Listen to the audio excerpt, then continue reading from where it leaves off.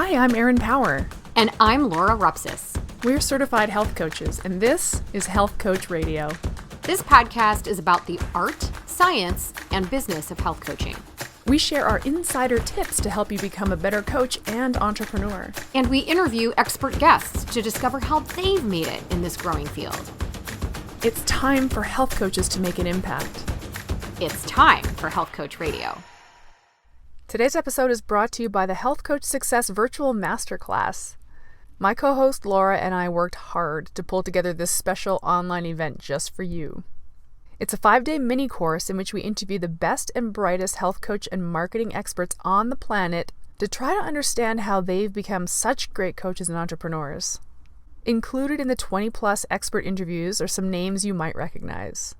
Primal Health Coach Institute founder Mark Sisson, celebrity nutrition expert and New York Times bestselling author J.J. Virgin, author, cardiologist, and staunch health coach advocate Dr. William Davis, Michelle Liotta of Health Coach Power Community, Michelle Norris, CEO of Paleo FX and ID Life Nutrition, and many, many more. The Health Coach Success Virtual Masterclass is now available and totally free for a limited time.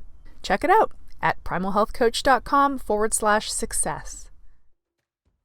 We've heard our fair share of health transformation stories here on Health Coach Radio, as most of our guests came to the world of health, fitness, and nutrition through their own health journey. But few health stories are as intense and dramatic as that of our guest today, Tim Davis. Tim shares all of the dark and challenging details of his journey with us, from the incredibly difficult childhood trauma that likely triggered the events of his life, through persistent and troubling drug and alcohol addiction, later discovering that undiagnosed and untreated bipolar disorder may have been at the root of his struggles, and finally to finding life, joy, passion, and purpose in health, fitness, and running. Tim shares his story in his new book, TriPolar, the story of a bipolar triathlete, and he shared so much of it with us. If you're looking to be truly inspired by just how powerful transformation can be, look no further. We'd love to have you screenshot your podcast player and tag us on Instagram at Health Coach Radio. By the way, the show notes for this episode and all previous episodes of Health Coach Radio can always be found at primalhealthcoach.com/radio. Without further delay, let's drop into today's chat with author, triathlete, ultramarathoner, and all-around inspiration, Tim Davis. Welcome along, Tim. How are you today? I'm doing great. How are you doing? We're good. We're doing good. We're pumped, as always, to chat with our guest of the day, which is you. All right. And what we like to start with, if you're open to it, is tell us about yourself. What's the origin story of Tim Davis? Why are we here chatting with you today? What brought you to Health Coach Radio and ultimately to where you are today? All right. Well, the origin story of Tim Davis. Well, I'm 46 years old today. And happy birthday. Well, not today. I mean, as of today. My birthday's in June. Over the last 20 years, I've been a high school teacher. And at age 27, I was diagnosed with bipolar disorder. And I had a really hard time with that. I also struggle with alcoholism and addiction. It took me several years to really listen to my psychiatrist about taking my medication and, stop self-medicating with drugs and alcohol. I finally got sober at age 33. And during my first year of sobriety, everybody in the AA meetings and NA meetings said, don't worry about what you eat and don't worry about smoking. So my first year of sobriety, I went to all the 12-step meetings and ate all the cakes and cookies and just pigged out. And I gained like 60 pounds in my first year sober. Wow. And I was chain smoking a pack a day. And then I remember it was New Year's Eve, December 31st, 2008. I stepped on the scale and it said I weighed 250 pounds. And I was like, whoa, I had hated being over 200 pounds, but then when it hit 250, I'm a math guy. And I'm like, wow, 250 rounds up to 300. And I was like, at this rate, I'm going to need to, end up on that show Biggest Loser, and I was just like, all the other times I tried to, kind of lose weight and get into fitness, I kind of yo-yo dieted for years, I maybe lose a little weight and do some get into a program for a little while, but then fall off. But I made a commitment that night that I was, starting January 1st, 2009, I was going to exercise every day, stop eating seconds, and I wouldn't allow myself to watch TV or play video games until I had done at least an hour of exercise every day.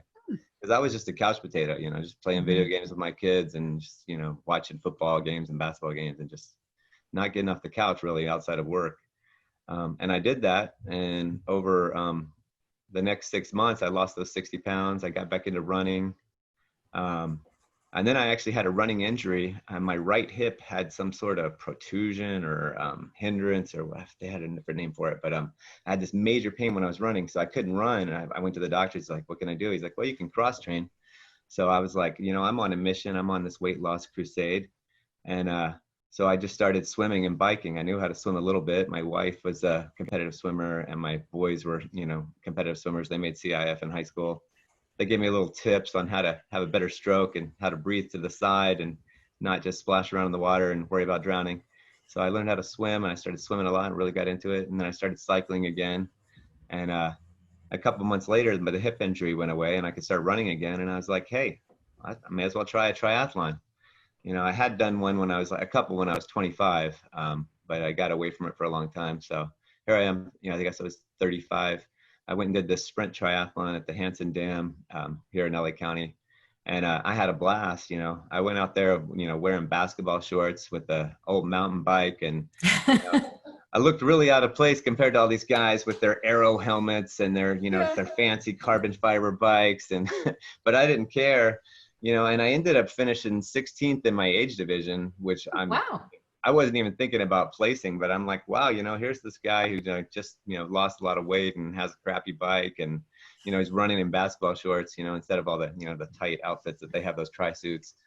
And I was like, if I did this well like this, what would happen if I, got more serious about it? And I caught the bug, as they say, and people in the sport of triathlon say you catch the bug. And I was like, I want to do more of this, because I am an addict, and I just got addicted to triathlons. And so, I signed up for more triathlons. I was trying to do one almost every week, spending a lot of money. And I was doing a couple a month, and, I built up and I started doing Olympic distance ones. That race was in August. By October, I was doing a half Ironman. And I remember I was so scared going into my half Ironman.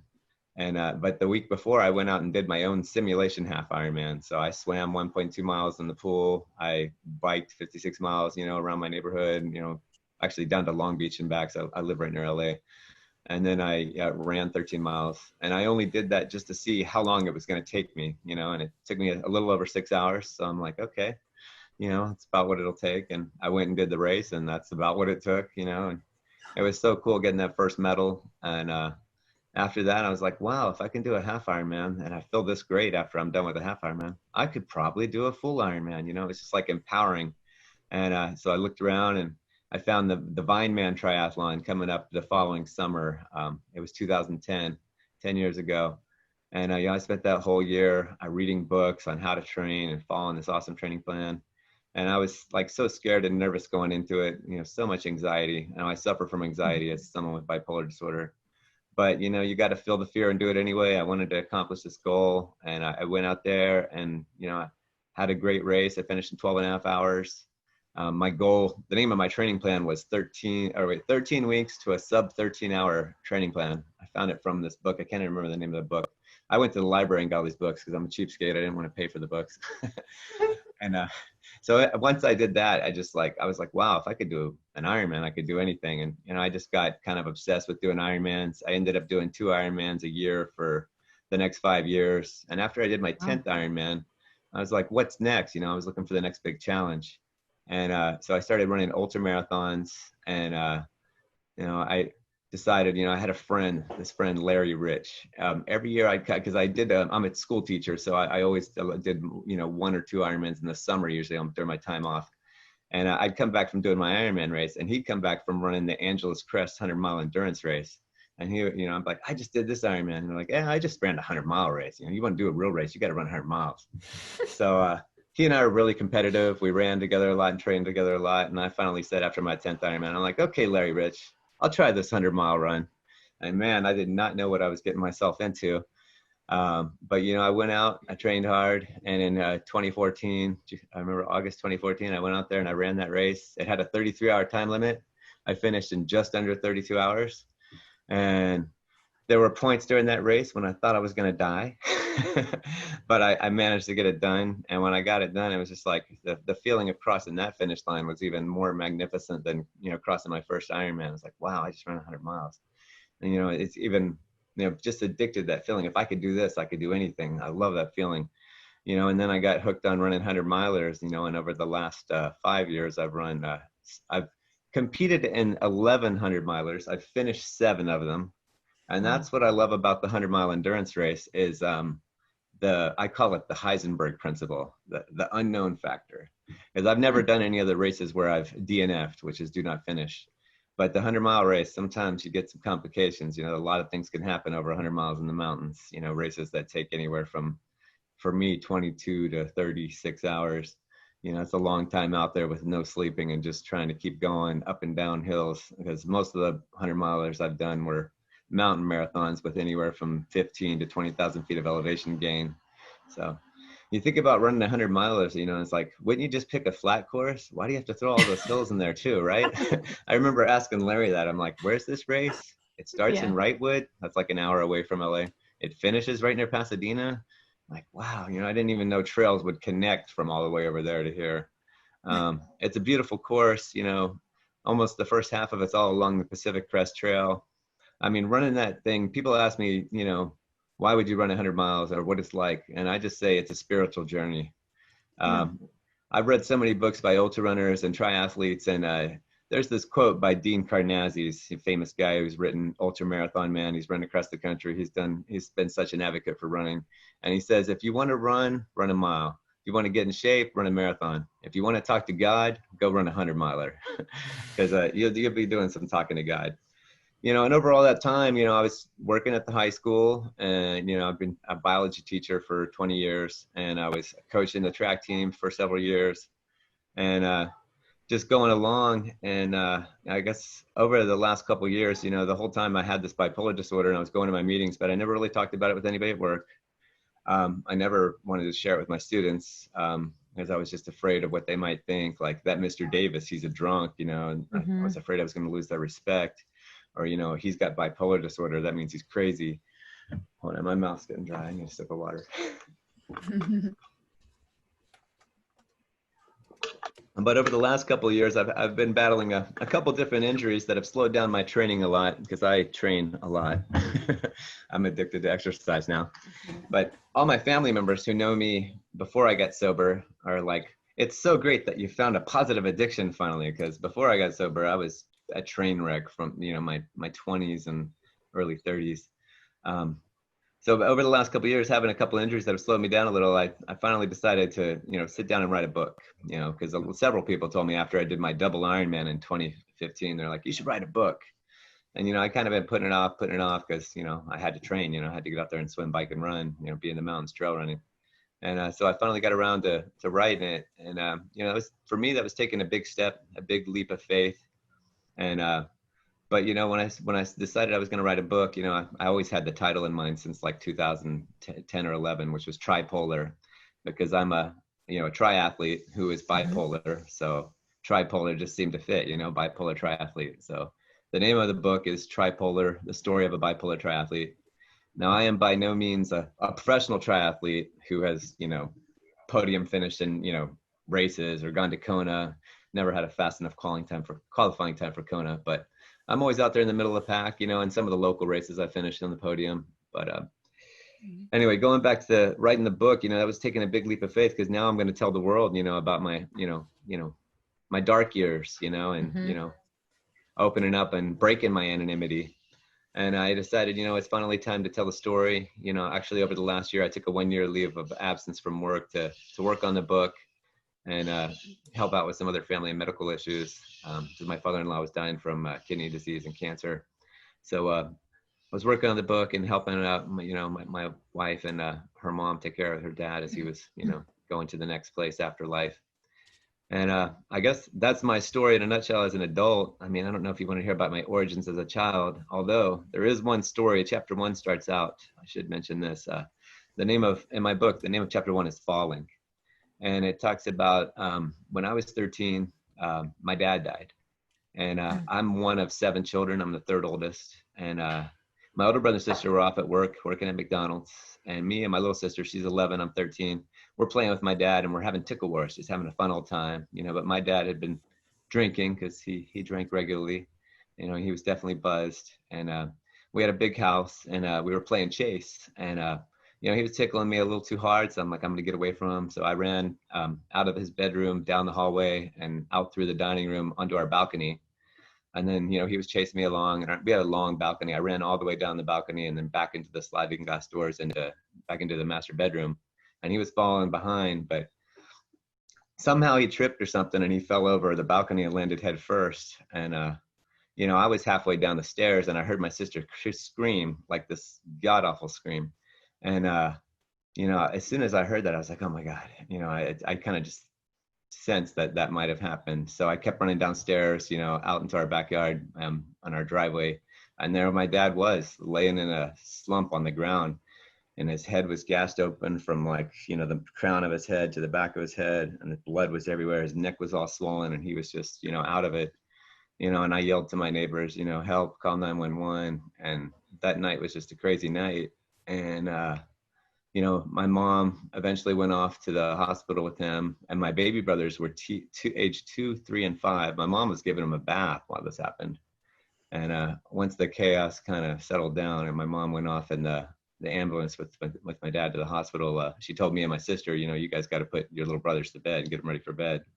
So here I am, age 13, my sister's age 11, and we're like trying to pull it together and put our little brothers to bed. And we finally get them to sleep. We're trying to act as if, because they're too young to really know what's going on. And then we cried together for a couple hours and then finally went to sleep. And then about 3:00 in the morning, my older brother came home, and he woke me up from a deep sleep by ripping me out of my bed and proceeded to, slam me into every wall of my room and beat on me for almost 2 hours, blaming me for killing our dad. It was my fault that our dad died. You killed our dad. It's your fault. He's going to die because of you.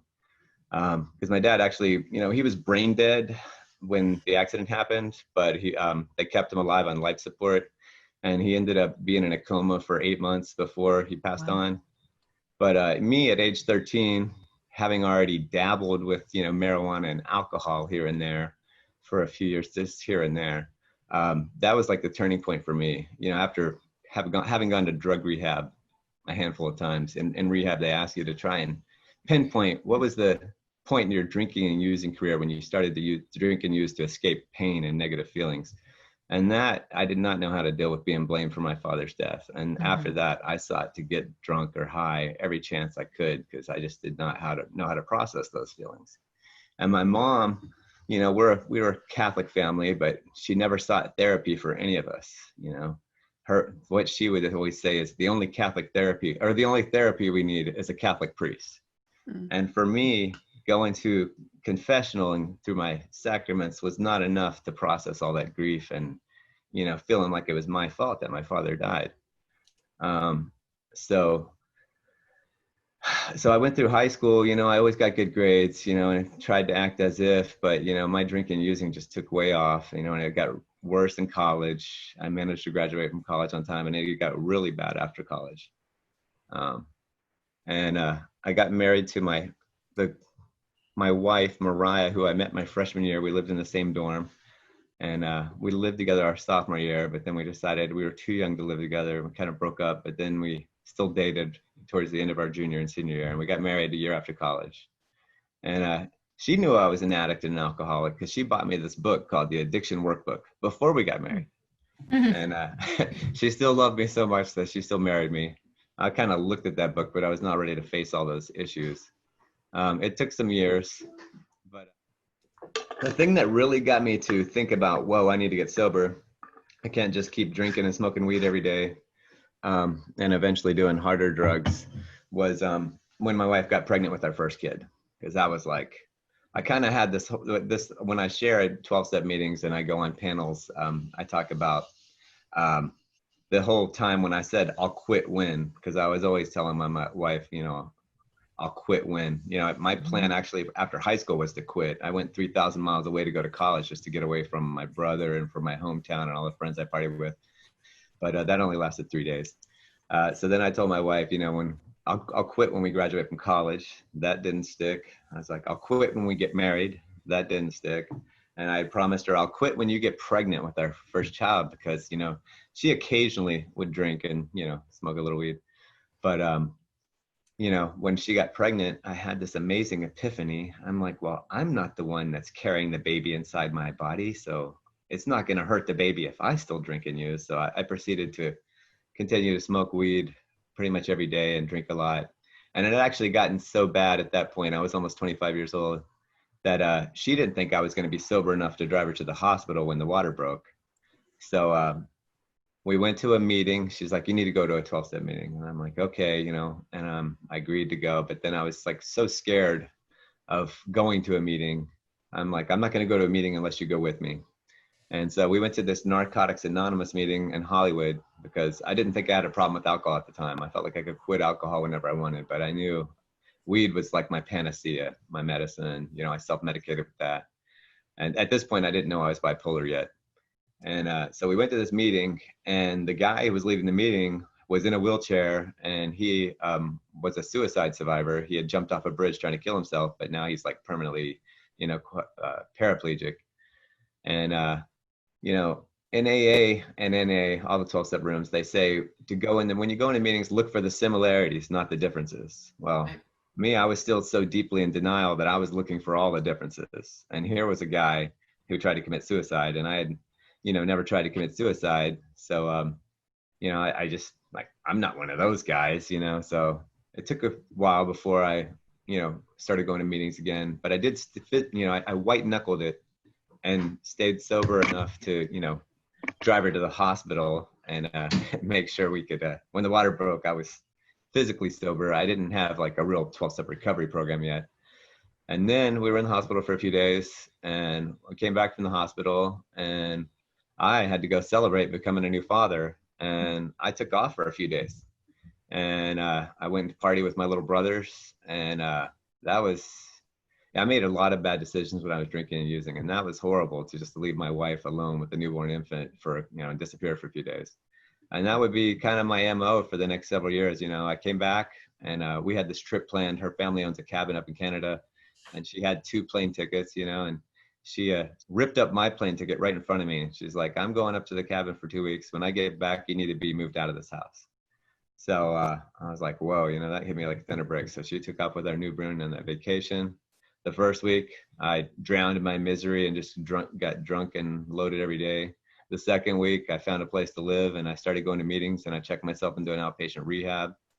And then when she came back, she saw that I was trying to get better, and she did not start working in Al-Anon program yet. So she let me move right back home. And that began that was the beginning of my wonder years, I call it, because for 5 years, I kind of just went in and out of rehabs and in and out of, meetings. I would get 30 days, I'd relapse. I'd get 60 days, I'd relapse. A couple of times I got 6 months. Even one time I got a year.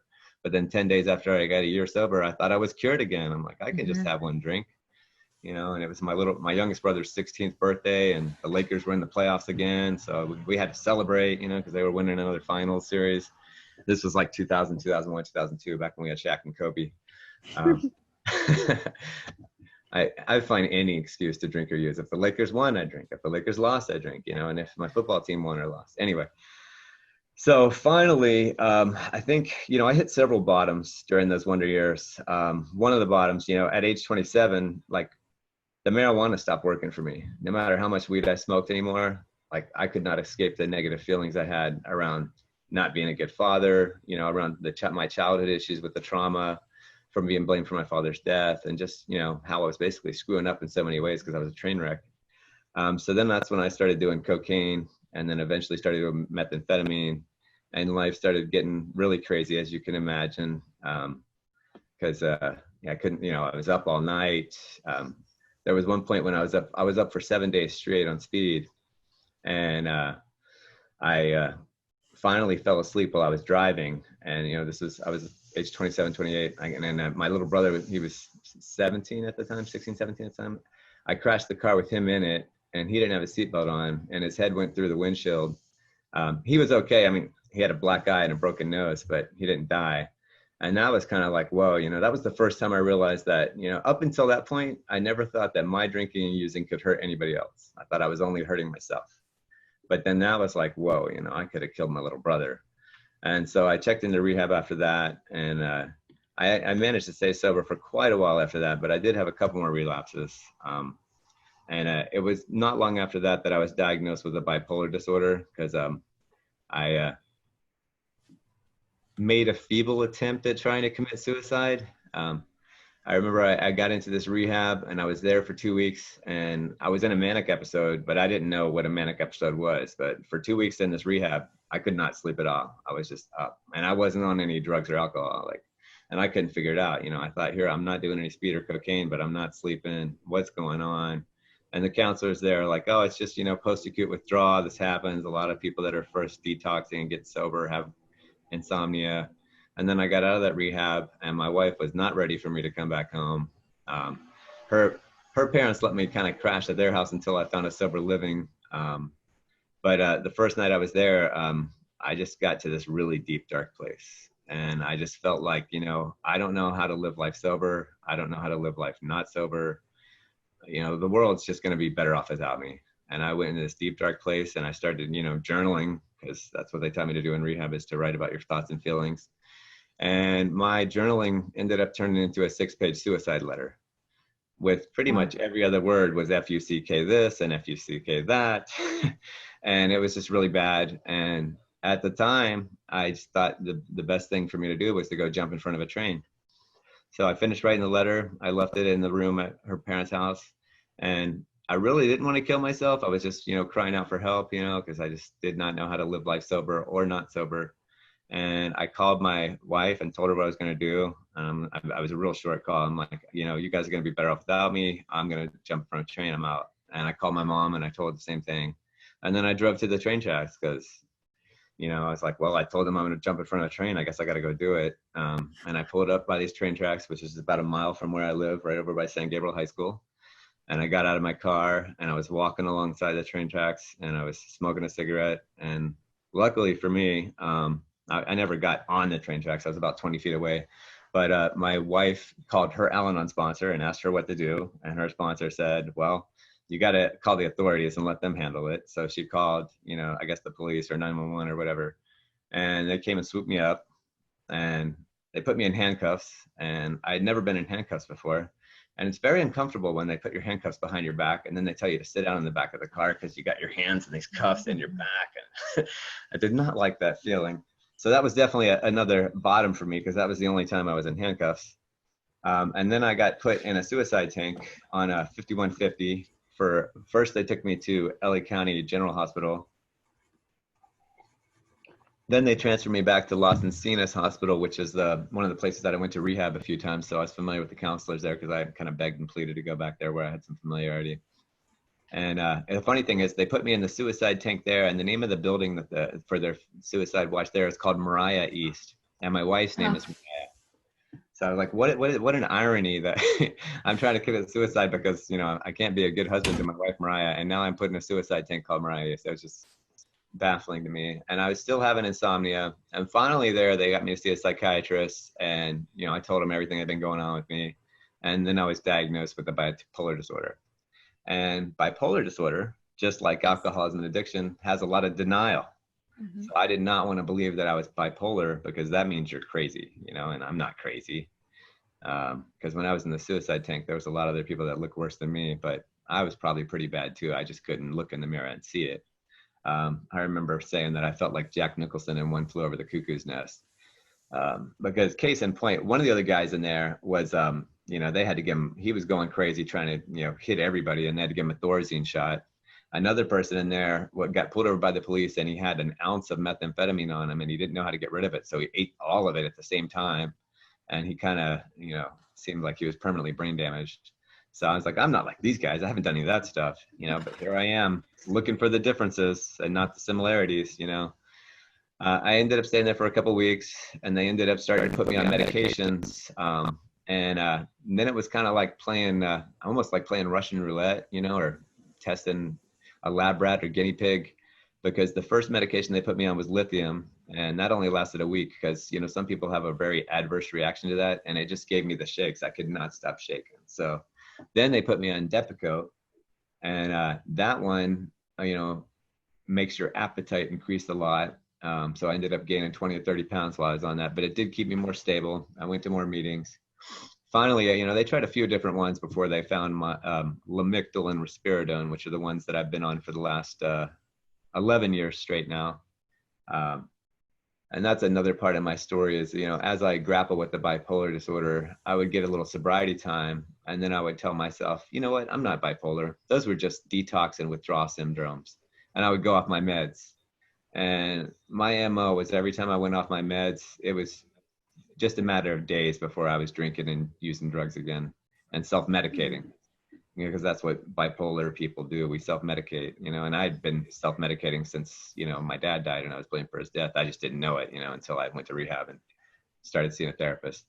And I saw this therapist. I remember I'll leave his last name anonymous because he's in the 12-step program, but the first name is Don. And Don was a great guy. And I saw him for a long time, almost 4 or 5 years. And I remember after a while, I'm like, how long do I have to keep seeing you? And he's like, you can stop seeing me when you finally get a year sober. So I saw him on and off for 5 years before I finally got that year sober. And at age 30, I got sober, and I stayed sober for 3 years. But then I got into a little trouble at work. I was teaching in a different school district than the one I teach at now. And I bought a stolen iPod off a student. And that got me put into one of those teacher rubber rooms or teacher jails. And I ended up getting let go of that district, but luckily they didn't report it to the state teacher credentialing commission. So then I was able to find another job elsewhere. But when I got into that trouble, I freaked out. My anxiety, when I started having anxiety attacks again, and I ended up going off my meds and self-medicating again. That led me to my last relapse at age 33. Luckily, that only lasted 2 months. And I remember I was in rehab on my birthday. It was June 14th. What year was I was 33, 2007. And I'm in rehab. I checked into rehab about a week or two before that. And like the second day I was in rehab, this roommate checked in with me, and he had like an ounce of cocaine delivered to him in there because security was not that tight at this rehab. I'm in this rehab getting drunk and high every day. And finally on my birthday, my 30th birthday, I'm like, what am I doing? And I was like, if I want to get sober, I have to get out of this rehab, which is like so ironic, right? People go to rehab to get sober, but you get all these people that are detoxing and newly trying to get sober, and they're all jonesing for their drug of choice. And I guess that's bound to happen when places that have lax security. I'm sure it happens a lot. So anyway, I told the doctors I need to check out. I checked out against medical advice. And I went to this park near JPL, and I had 4 beers left, and I had a little bit of weed. And on my birthday, I drank these 4 Pacifico Cuervo beers and finished up most of the weed. But I still had a little weed left, and I had this little pipe, and I didn't want to do it anymore. So I just threw the pipe on the ground. I stomped on it. I threw the weed on the ground, and then I pissed all over it because I knew I wouldn't want to smoke that again if I peed all over it. And I kicked a bunch of dirt and rocks over it by this tree in this park. And that was the last time I ever drank and used. So my sobriety date is June 15th, 2007. And, they say in AA and NA, if you don't remember your last drink or drug, then you're not done drinking and using yet. So I make sure to remember that it was those 4 beers and that little bit of weed was the last time I drank or used, because I don't want to forget. That's like when I got sober, that I started praying a lot. And the first prayer that I started saying to myself was a real simple prayer that I made up, which is, God, please don't let me forget how bad it can get. Because every time I drink and use, all bets are off. And things just always get worse. In AA, they say, even when you get sober, the disease is in there doing push-ups, and you can have, people, I've heard of people that have 20 years sober and they relapse. And when they relapse, they're even worse than they were right before they got sober and had those 20 years. It's just like the disease is in your mind, that stinking thinking, and you give it a little bit of alcohol and weed, and it's all bets are off. So. Wow. Thank you for sharing all that. There's so much in there that I want to jump into. We probably won't have time, to be completely honest. Yeah, sorry. I've got a million questions. I'm not even sure where I want to start. Erin, do you have a first question that you want to start with, or? Well, I actually want to start with a deep breath. If that's okay, because that was, I want to acknowledge you, Tim, for sharing all of that. That is, we talk about trauma, and we actually just had a conversation with somebody, was it last week, about trauma, and we were picking her brain about like, what is trauma, and like, how can you pinpoint trauma? And then to hear trauma, like legitimate, very true, very challenging trauma. I just want to acknowledge you for sharing that. I think that one of the last things you said was, don't let me forget how bad it can get. Like, I'm curious, like, do you, in this state, like, you've been sober now for, it's been 13 or so years, 12 or 13 years. Do you still vividly remember what it feels like when it's bad? Yes. And I still say that prayer every day. Yeah.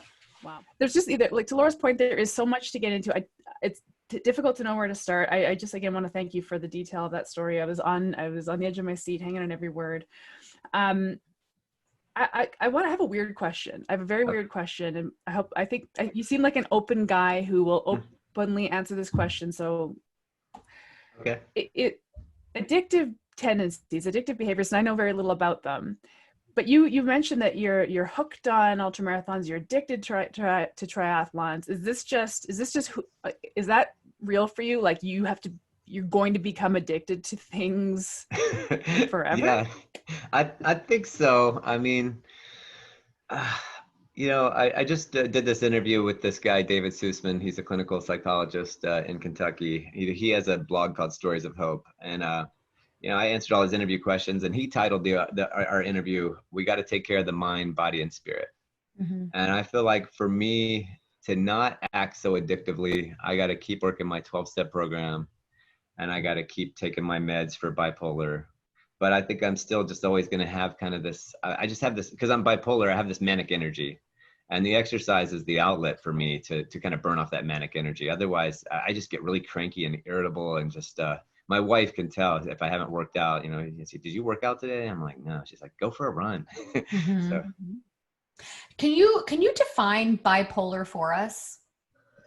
Because I think there's a lot of misconceptions about how to define various sort of mental illnesses. Yeah. And the difference between sort of bipolar versus depression and anxiety, and how that might all feed into this. Okay. Well, there's two major types of bipolar that I know of. There's type 1 and type 2. And there's some variations on the type 2. Type 1 is the severe manic depressive. That's not me, but they're the ones that go into 3 to 6 month periods of deep depression where they just barely get out of bed or off the couch.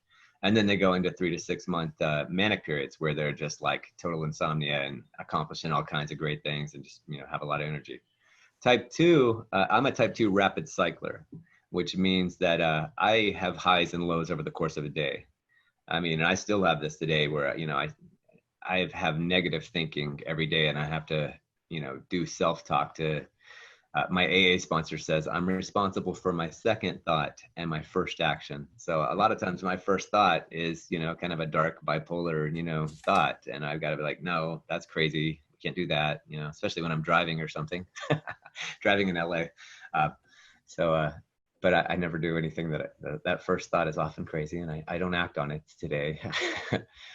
So the rapid cycler, I have the highs and lows over a course of a day, and bipolar people suffer from depression and anxiety too, even the type 2s, just not long periods of them, you briefer periods, sometimes it's maybe just a half hour, sometimes it could be a couple days. I haven't had a long period of depression since I got sober this time, and I haven't had a manic episode. I actually did get into another manic state when I was between 1.5 to 2 years sober, in 2009, and that's because I chose to go off my meds again, and that was the only time I went off my meds without going back to drugs and alcohol. Oh. Yeah. So I mean, as you know, our audience here is health coaches and aspiring health coaches. So there's just so much we can dig into as to as far as your story and how health coaches can. So here's the one thing I want to make clear, that as health coaches, we're not therapists, and there's a lot about your story that's outside of our scope, but there's a lot that a health coach can do in a supportive role, similar to your AA sponsor, right? Yes. Or similar, like that kind of like a collaborative relationship, a tight relationship on helping to overcome these things. So we were talking before we started recording about how my husband, Brad, has suffered from anxiety and depression. He is also a recovering alcoholic. He's been sober for about 7 years. It was his kids, our children, me being pregnant, when he drove home drunk one day and realized, holy shit, I could have made my kids, I could have left my wife with everything. If I could have killed myself or somebody else. He hasn't had a drink since, but he still self-medicates with pot, but no alcohol, right? So sobriety for him is kind of a mixed thing and all that. So it's clear to me that addictive behaviors and mental illness, or whether it's bipolar, anxiety, depression, tend to go hand in hand. But like you, exercise for him really makes a world of difference in just the severity of his symptoms, how many times he has these episodes. He can go much longer stretches of time where he doesn't even, and then like you will be like, I don't need these meds. I'm cured. This cures me. And then he goes off, and then eventually something sort of will happen. So from that standpoint, and speaking to, first of all, health coaches out there, don't be afraid to embrace people and want to help people. Just know where your zone is and kind of the role that you're looking to play here as far as a support role, and understand the role of our realm. Diet makes a difference for you, I'm sure, right? Yes. Exercise, but also some of the other lifestyle factors. So, kind of leading into this, I want to maybe kind of start with the role. I don't know, where would you like to start as far as exercise? Because I was interestingly listening to a podcast this morning while I was working out, and they were talking about Addiction 101, the replacement plan, right? Rather than, yes. And so it's kind of like addiction's going to be there. We have these addictive behaviors, and to just try to, stop doing that. It doesn't work, right? And Sorry, that was actually the spirit behind my first question, is like, is it okay to be addicted to exercise? Like, is that an okay addiction, or like, because, or is it like, or is addiction just generally bad? And I say that as somebody who probably had an exercise addiction, super big air quotes to anybody listening, because I'm not an addict, but I ran my body into the ground in the pursuit of vanity. Mm-hmm. And that was my addiction. And I've been trying to get over that for my whole life. But like, for somebody who's truly an addict, are some addictions okay? Do you know what I mean? Like, that's kind of this in the same vein, like replacing, if the addictive behavior is going to be there anyway, do we then solve for it by replacing it with more supportive behaviors? Right. Yeah. Because her question was, and this I would love your opinion on, is telling a client to try to replace a behavior or a substance or whatever with something, because it's clearly you're in search of something specific, whether it's the endorphin rush or the dopamine or whatever, and you try to replace it with herbal tea or something that doesn't provide the similar response. That shit doesn't work, right? But you've got to find a way to so here's my question for you, is how helpful could a coach be in respect to helping a client find something that might give you the similar adrenaline rush or dopamine hit, but from the standpoint of overall health and maintenance and sobriety is helpful? Could you speak to that a little bit? Yeah, that's a lot to unpack. But I think as health coaches, if you recognize that your client, shares with you that they're concerned about how much they drink or how much they smoke weed or if they do anything else, if they keep bringing it up, you could suggest that they try a 12-step meeting, because I know for me and my wife, we went to couples therapy to try and work out our issues.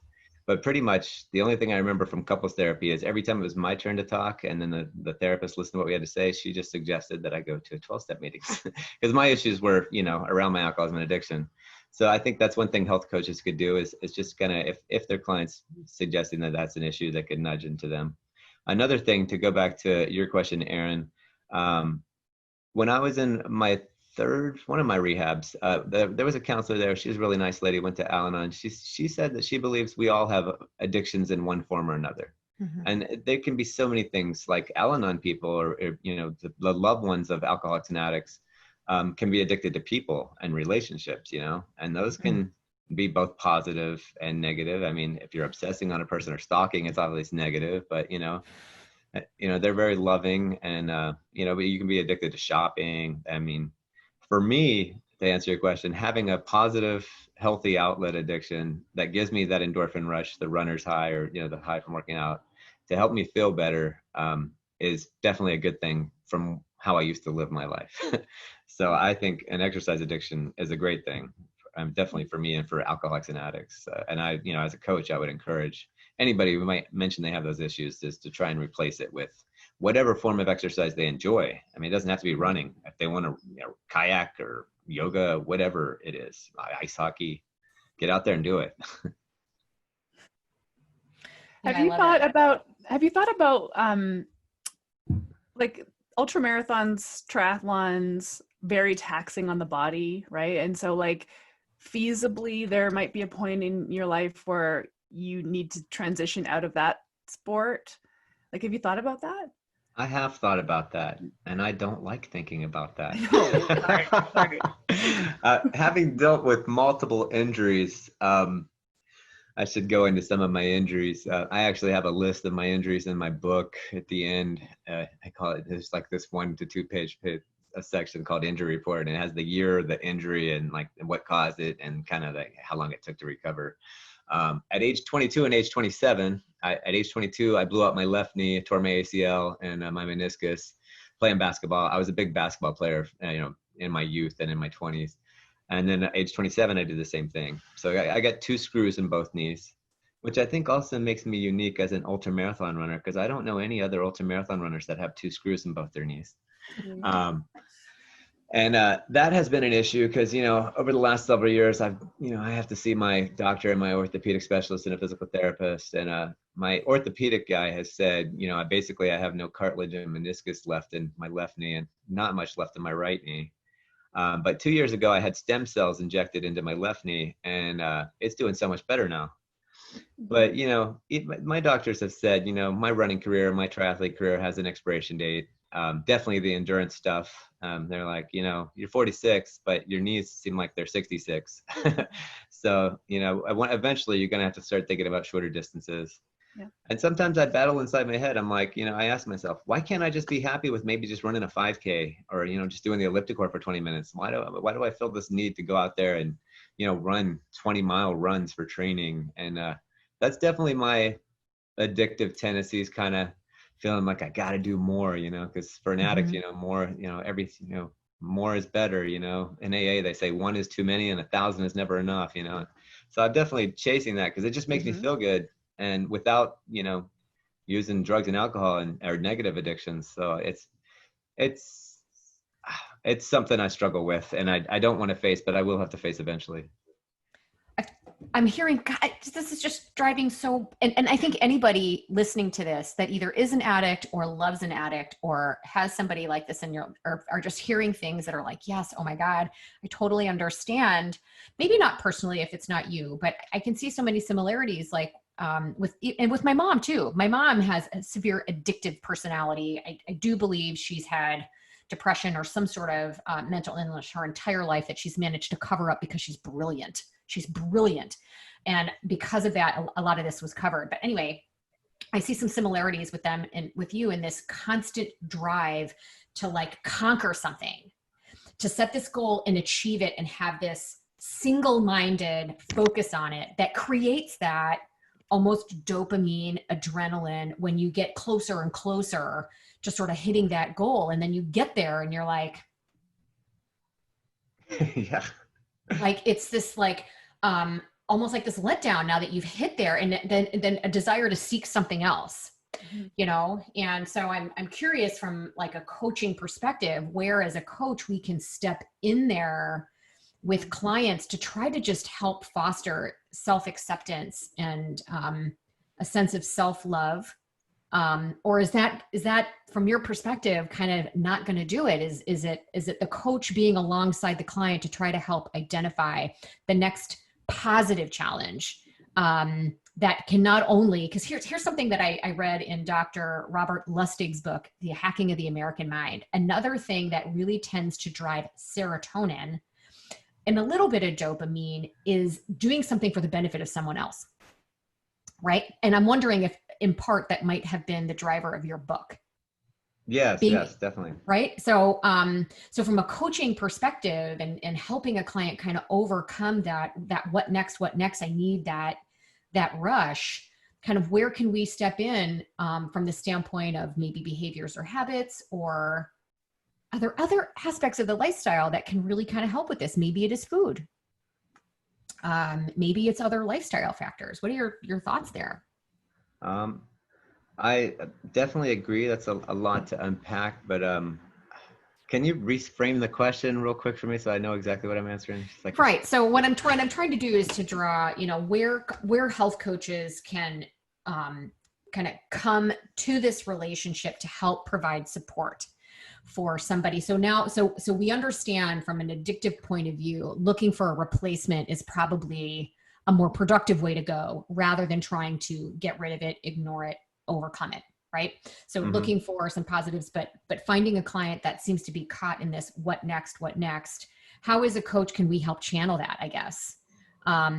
And maybe you don't really know, maybe it's just talking through sort of your own experience, but is there other aspects of the lifestyle that can help with this, where food might come in, where sleep and stress management, and how you might have used those tools yourself? Okay, well, for me, I definitely have mostly needed the what next thing, because after I completed my first Ironman, I felt good for maybe about a week, like, wow, I did this thing. But it was within a week that I was looking for my next Ironman race, because I'm like, wow, I did this one in 12:40. I got to try and do one faster now. And that was like my thing for several years, was chasing personal records. I mean, now that I'm 46, I realize I'm not going to be getting much faster. So now I'm just out there doing it, having fun. But I think maybe for people who don't have the what next thing, like my wife, she just swims with the Rose Bowl Masters team, and she goes usually 3 days a week. It's kind of not so much during this COVID time right now, because their whole system is weird, and she's fine with that.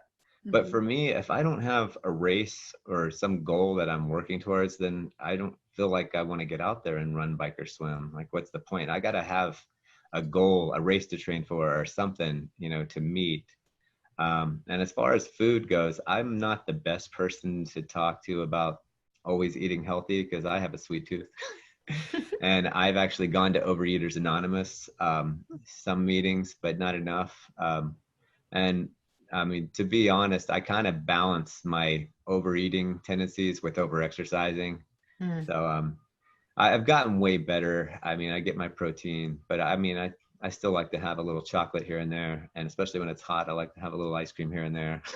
But it's like about moderation, When I have it now, I just have 1 scoop instead of like 3 scoops, so. And that's kind of what I do with the diet. As far as advising other clients how to do it, I think they are going to fall into one of two camps. Some of them are going to need the what's next. And some of them are going to be more like my wife, where if they just have kind of a routine that they stick to, that's good enough for them, and they don't have to have a competition that they're working towards. Right. Yeah. I was thinking that, like, if you were my client and we were not working on addiction and bipolar, we were working on, I don't know, moderation, to your point. Because like what I heard is like, you ran an Ironman and then you wanted to do it faster. And then you did some Ironmans and then you wanted to run longer. You wanted to run ultras, and then you wanted it to be hard. You wanted it to suck more. There was like this desire for it to become harder, longer, faster. And so it's like, I like getting into the moments that so I'm working with my client, they're making any decision, whether it's a food decision or a lifestyle or an exercise decision or any kind of self-sabotage decision or whatever it might be. I like to get into the moment and take them back to the moment where they made the decision, like, Ironmans aren't enough. I need to do an ultra. And like, what was the feeling that you were having in that moment and then hoping to achieve in the ultra? And then it's like, how can we take that feeling and apply it to something else? Like, could you get the same feeling from running a 5K? Could you get the same feeling from insert some more moderate behavior here? Do you know what I mean? So can you remember what the feeling was, the driving emotion that was like to get you, for example, from Ironmans to ultras? Okay. To get me from Ironmans to ultras, the driving feeling, I guess it's the driving feeling. So I know when I cross the finish line, there's like this euphoria, like, wow, I just accomplished this amazing race, and you get a cool medal, or in the case of running a 100-mile run, you get a cool belt buckle. But I have applied that mentality to other aspects of my life. In the last year, I've started doing more meditation. I'm supposed to be practicing 10 minutes every day. I probably only do it like 3 days a week, like a full 10 minutes straight. But I do take deep breaths here and there, and do like a minute or two, because, meditation is a practice, and you don't, because of this other 12-step fellowship, I'm supposed to commit to 10 minutes a day, but I don't always do the 10 minutes straight. Sometimes I mix it up a little. As far as other things like reading, I got to a point, I think in 2013, where I realized, wow, I'm training so much, I don't read as much as I used to. So I just set a goal, you know what, I'm going to read at least I think it was a book a month. And I ended up reading like, I think it was 15 books that year, and then 24 books the next year. And I discovered audiobooks where, I love audiobooks because I can listen to them while I'm running and biking. So I can kill two birds with one stone. But, now I always make a goal to read at least a book a month, and I have a little note on my phone that tracks all the books I've read, each year since I think 2013 when I started doing that. So you can apply it to other things, meditation, reading, other aspects of your life. You could apply it to diet. I haven't really done that per se. I kind of tried paleo for a while. I've occasionally thought about going vegan, but man, I love meat. Me too. Right. I know vegan is very healthy for you. I just can't commit yet. Maybe later. Yeah. I don't know if we're really in that camp, but I know other people that do think so. So. Yeah. So what I heard you say is that the euphoria of achievement is something that seems to be a driver for you, and that might be another way. Like, so that's interesting. Like, we want to, as health coaches, we want to kind of get to this sort of foundational intrinsic motivator that it motivates people to do anything. And so that's why we, as health coaches, can ask questions. We can ask questions that get to the root of what drives you motivationally or emotionally, without touching addiction or without touching mental health. Yeah. Yep. Like, the euphoria of achievement is a driver for you. So then as a health coach, we just chip away at that. What else gives you that? Well, reading a ton of books does that for you. Like, there's other things that can help deliver the achievement, the euphoria of achievement. So I think that's where it's our opportunity to play. Yeah. And we talk about in coaching, we talk about goal setting, right? Yeah. And we talk about how the goal has to be specific, measurable, attainable, relevant, and time bound, right? Yeah. But we also talk about how the goal also has to be difficult enough that it keeps you engaged, but not so difficult that you're likely to fail, because now you have this double-edged sword. So it has to be difficult enough, and this is what I'm hearing with this euphoria, difficult enough that you have that sense of, I did it, right? Yes. But it has to be achievable, because I see this a repetitive pattern with my husband. When he sets up a goal that really might be a bit unrealistic and he doesn't hit it, opportunity for a relapse there. Yeah. Right? So how do you pick your goals? Is it just... Well, for me, I guess, as far as the exercise goals, I've just, once I lost the weight and started getting into the sport of triathlon and eventually ultras, I just kept asking myself, like, how much can my body do? I just kept wanting to push my physical and mental limits. Because when you get to races beyond marathon distance, I'm sure you've heard this before, that, 90% of it is psychological, it's mental. Only 10% of it is really physical. Anybody can do the training. But I think for people that maybe are not as obsessive or addictive to exercise, they could focus their training on just, doing a certain number of 5Ks in a year, or trying to improve their 5K time, or, even maybe if they have an injury and they can't run, just walking around the block, or doing how many laps they can do around the block. As for the other goals, it's setting goals and achieving them is great. I'm probably not the right person to ask about trying to set realistic goals, because I like to go big or go home. Actually, my next big goal is to do the Eco Challenge in 2021. Oh. I'm putting a team together. I don't know if you guys know about that, but Yes. on Amazon Prime, they just released. I'm watching it right now. Yes, I just finished it. This is me. I started watching episode 1. I was 5 minutes in and I paused, and then I started researching and interneting and Googling everything about Eco Challenge, because I was like, as an addict, I'm like, I want to do that. Yeah. Because I'm actually in a place where I've done triathlons and ultras for so long that I'm, for lack of better words, I'm kind of getting bored with them. I mean, I still like doing them, and I still have several that I'm signed up for, although they've all been either postponed or rolled over till next year because of COVID. But the adventure racing looks like the next big thing for me, and I think I'm going to be hooked on that for a while. And hopefully I can get some sponsors, because apparently it's expensive, and on a school teacher's salary, it's going to be difficult to work out. So. You know, I nearly did that in the early 2000s, like when it was a new thing, like when it was a thing. Yeah.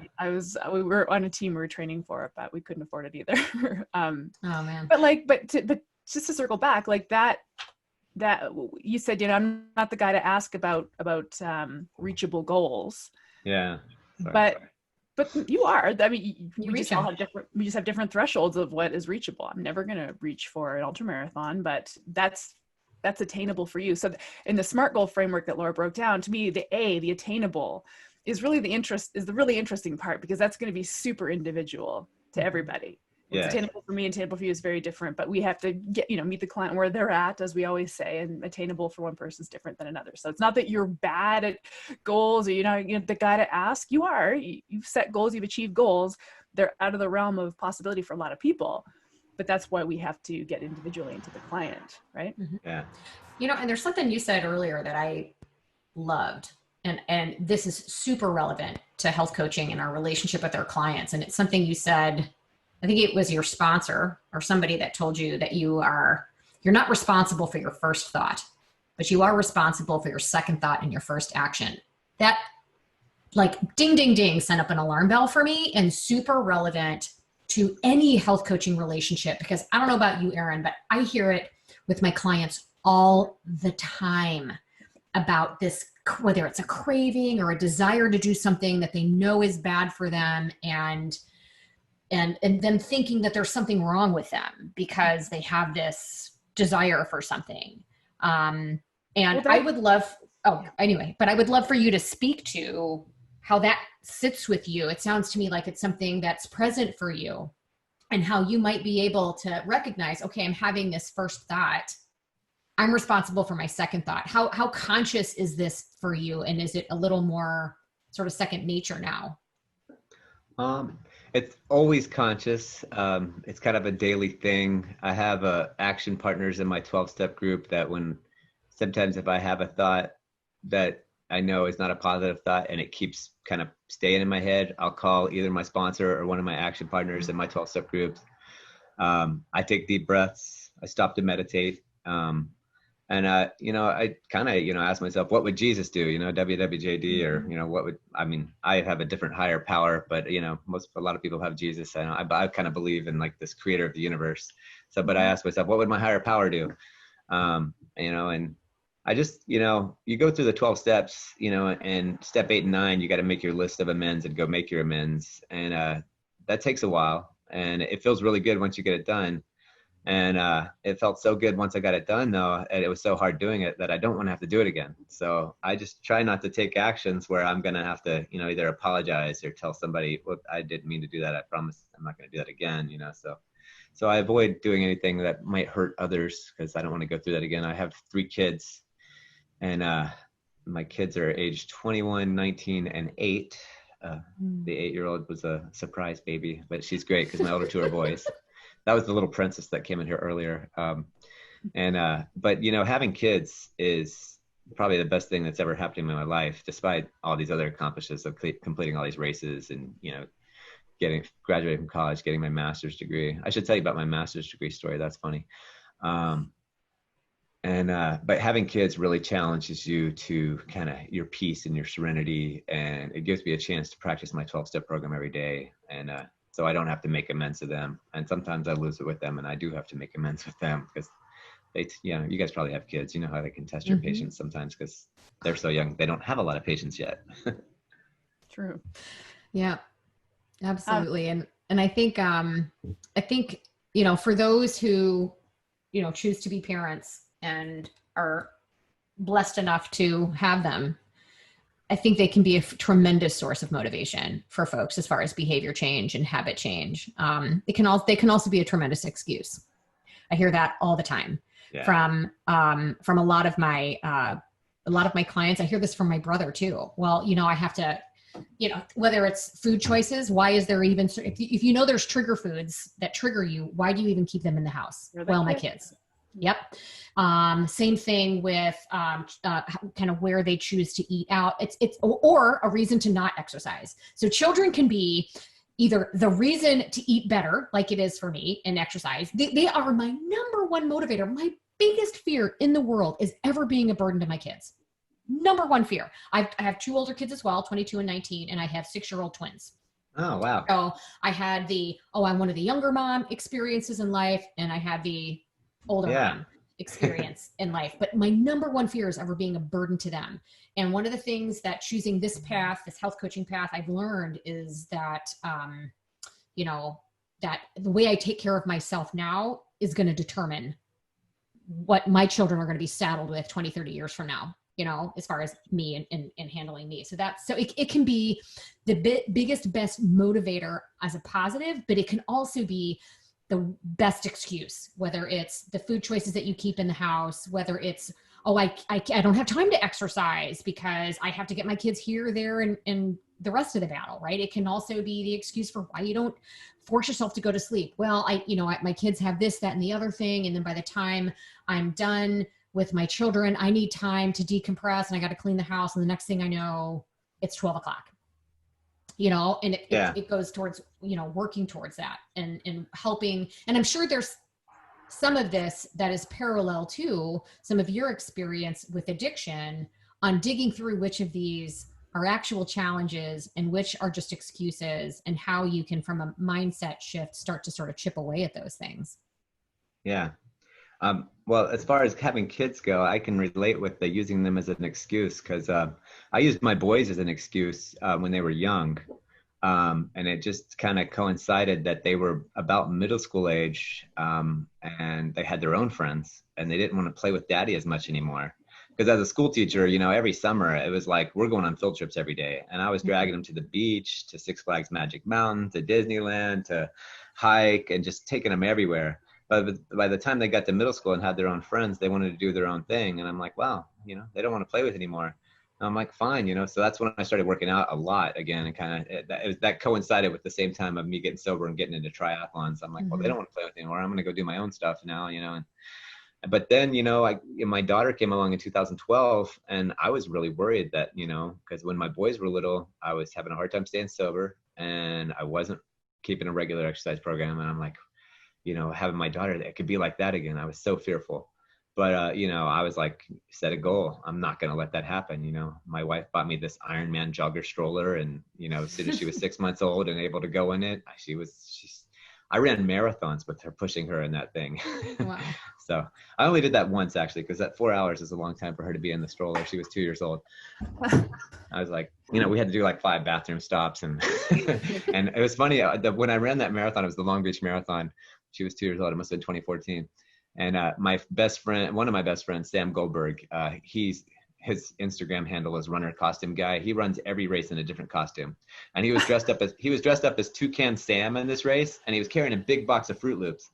And I ran out of snacks for my daughter, so she was eating his Fruit Loops the whole marathon. She was powering up on Fruit Loops while we were running. And that's how I'm going to do a marathon. That's my kind of marathon. Sitting in a stroller, eating Fruit Loops. Next time you can push errands. That's going to be your next challenge. That'll be a great workout for you too. Actually, so on I was just looking at my notes that I was writing as you were telling your whole big story, and on kind of maybe like a lighter note and a coaching note. When you had gone through your weight loss, because you'd gained the 60 pounds and you were kind of got on the scale, you're 250. You made 3 rules for yourself. Can you remind us what those were? Yeah.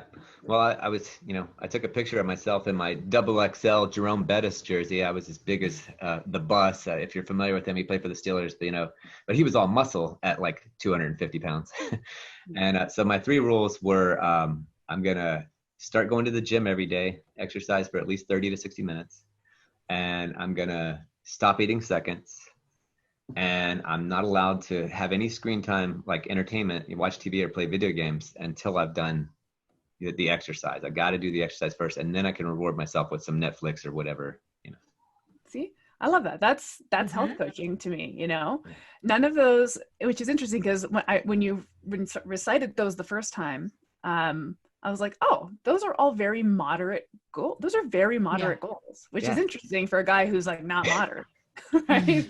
But like super achievable. That's attainable, the A of the SMART goal. Yes. Gym 30 to 60 minutes, no seconds, no seconds, and and then the whole little sort of, reward, like I get to watch TV or play video games once I've got my hour of exercise in. That's health coaching. You health coached yourself. Yeah. I knew at that point I couldn't start, I didn't plan on doing crazy workouts, and I knew at that weight I had to start out slow. I remember, in high school, I ran the 1 mile and the 2 mile, and my senior year, I broke the 5-minute barrier. That was my whole goal for the whole season. I finally did it in the very last meet. I ran a 4:58 mile. And on January 1st, 2009, when I weighed 250 pounds, I went to go run a mile just to see where I was at. And God, I felt like I was going to die. It took me 12 minutes. And I just like, well, this is, the starting point, and I just, started running a mile every day until, and then I started running 2 miles and just gradually built up, and by 6 months later, I was doing a half marathon. So, but baby steps to get there, it's like, I don't just go run a half marathon, you build up to it, and I knew it would take some time. And then I was obviously exercising more than 30 to 60 minutes a day by that point. But yeah, the point is, look what you can achieve if you start small. Mm-hmm. And so incredible testament to baby steps and setting attainable goals. Yes. Yeah. Let's wrap up with your book, talking about your book, and first of all, what was the you touched on it, but what was the impetus for writing it? And for folks, I know we have folks listening that have great stories to tell as well, people that would love to write a book about their, whatever it is. What are the steps? How do you get a book published? How do you even go down that road? All right. It is quite a journey to get started. After I did my first Ironman in 2010, I thought maybe I'd write a book about that. And after I did my double Ironman in 2015, I met several people that are like, wow, you have quite a story, around my dad's death and the trauma and, going deep into addiction and alcoholism. And then, realizing I had, being diagnosed with bipolar, they're like, you should write a book about it. So it'd been on the back of my mind. I thought about it in 2010, 2015, I'm like, I should get around to it. And then finally, actually I have some overspending issues. I started going to Debtors Anonymous in, December 2018. I've been going for about a year and a half. And they have this thing that's amazing. None of the other 12 Steps fellowships have this, but they have this thing called the Tools Game. And for the Tools Game, you have 4 different things that you work on for just 10 minutes a day. The first thing is you just call one of your action buddies or your tools team members. There's usually 4 people on the team.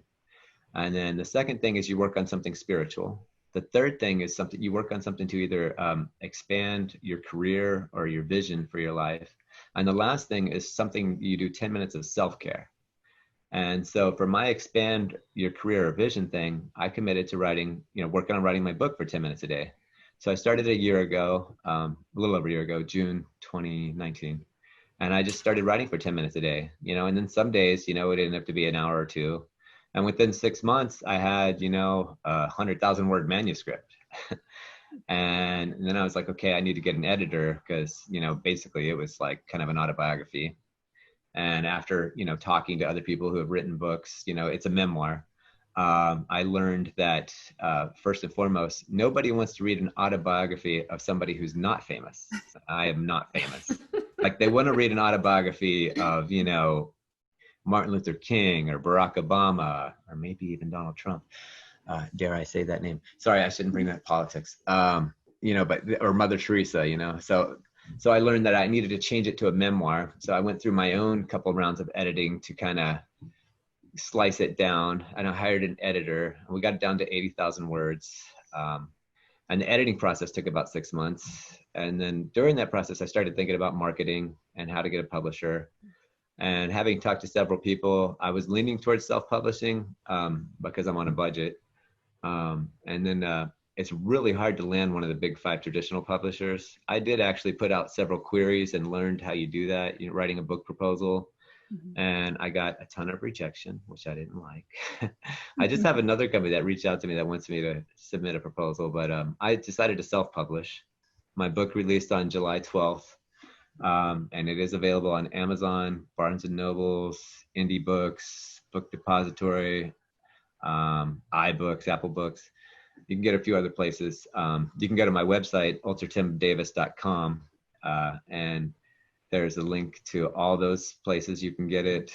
There's a pop-up when you first open the website. I know pop-ups are annoying, but I am hoping to get my story out there, because more than anything, I've decided, at first I thought, it'll be a bestseller. It's going to make me all kinds of money. But now I just kind of want to I don't really care about the money it's going to make, because I'm realizing it's, after Amazon, Barnes & Nobles, and Apple Books gets their cut, there's not much of a royalty left over for me after printing and shipping and handling costs. Right. But I just want to get my story out there to as many people as possible. Because my main message in my book, if I had to sum it up in one sentence, is that, regular exercise is important to help maintain positive mental health.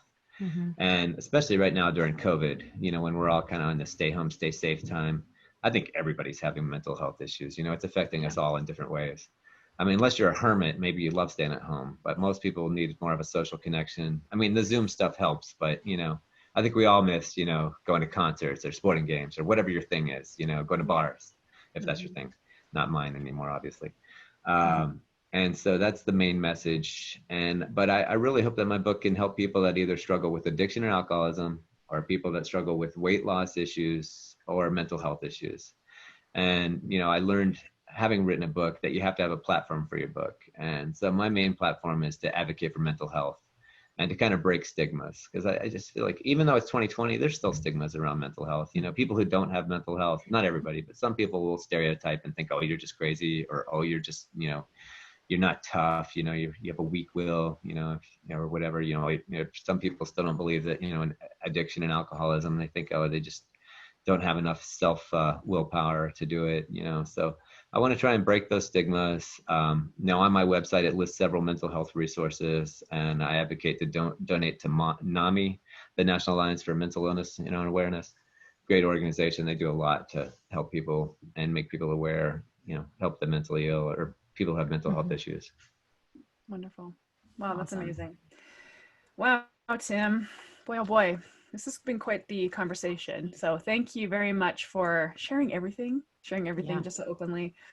I really learned a lot about a lot of things that I didn't know I needed to learn a lot about. And I'm grateful that you wrote your book. I'm grateful that you shared your story with us. And I don't know, since you're what's next guy, what's next for you? What's next, if I get in, is the Eco Challenge. Right. The registration is open for 2 weeks. So it closes August 29th of this week. And let's see, they have tentative dates because of COVID. It would either be late February, early March, or it would be November of 21, and it'll be in Chile. It's the Eco Challenge Patagonia. I've never been to South America. So if our team gets selected, and right now I have 3, we have to have 4 team members. I have 3 locked in. And the 4th one I'm waiting to hear back, but they're camping up on the Sierra. So they're like out of cell phone reception, but I'm pretty sure she's in.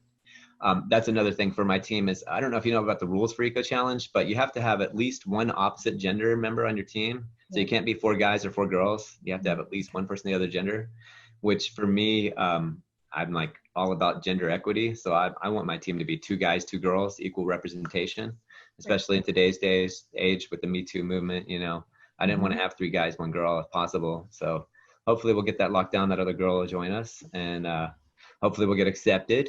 As far as team names, you have to come up with a team name. I wanted to call it Team TriPolar because that's the name of my book, but I also feel like that's selfish because the guy that's on my team is a military vet, and he kind of likes GY6, which is got your 6, or he likes DFQ, don't freaking quit. So we're going to wait till we get all 4 team members together and just agree on a good team name, because that'll be fun. And love it. I'm looking for, I started the training for it already. Like yesterday, I have a pool, and normally I have a swim harness and I just swim in place with like my little swim treadmill. But yesterday I have an inflatable kayak. So yesterday I tied my kayak to it and I kayaked for a half hour straight, just boom, boom, boom, boom, boom. Oh, that's awesome.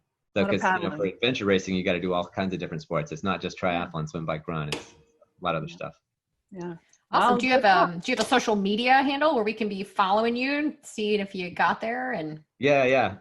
It's at TriPolar_Tim. okay. That's my Instagram. I use Instagram a lot. My Facebook is, just my name, Timothy Jackson Davis or Tim Davis. And my Twitter, I think is either, I think it's still Ultra Tim Davis for my Twitter. Mm-hmm. Cool. I went by Ultra Tim Davis for a long time, but now trying to promote my book, I changed my handles to at TriPolar_Tim. I like it. Well, I'm going to buy your book for my husband because I think he'd love reading it. And, all right. I think we all need to advocate more for getting rid of the stigma of mental illness so more people can just accept it and get help. Yes. Rather than continuing to fall into addiction and other issues. So I applaud you, and I thank you as well for your time and for everything you've shared. I think, I think it's going to go a long way, and I hope to see you on more podcasts and help get that story out there. Yeah. Thank you so much for having me. You're welcome. It's been great. Thanks so much, Tim. Yeah. This podcast was brought to you by Primal Health Coach Institute. To learn more about how to become a successful health coach, get in touch with us by visiting primalhealthcoach.com/call. Or if you're already a successful health coach, practitioner, influencer, or thought leader with a thriving business and an interesting story, we'd love to hear from you. Connect with us at hello@primalhealthcoach.com and let us know why we need to interview you for Health Coach Radio. Thanks for listening.